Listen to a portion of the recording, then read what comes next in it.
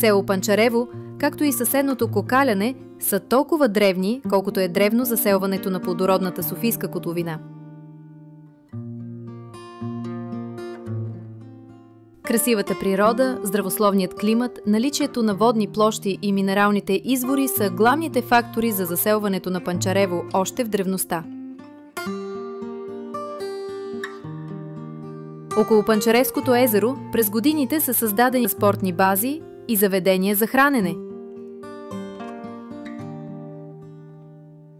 Районът постепенно придобива характера на благоустроена зона за отдих, която днес се използва основно за водни спортове, излети с лодки и водни колела, риболов и балнеолечение. Екопътека Панчаревско езеро, известна още като панорамна пътека, е един от най-старите и популярни туристически маршрути в района. Разположена е в западните склонове на Лозенска планина и има дължина 4 км. Започва при язовирната стена над село Герман и завършва при ВЕЦ Кокаляне. От по-високите й части се разкриват красиви гледки към цялата водна площ – Витоша, Плана планина и селата Панчарево и Кокаляне.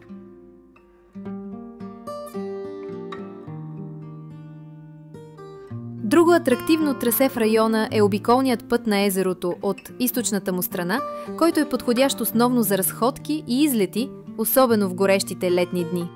Могат да се използват и множеството планински пътеки в района, по които да се продължи към крепостта Урвич или близките Панчаревски манастир Свети Николай, Летни и Кокалянски манастир Свети Архангел Михаил.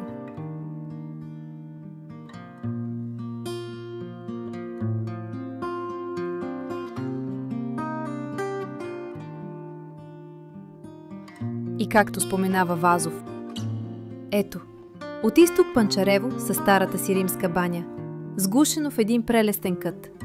Там, дето Искър, като излази из пролома си, пълни шум околността.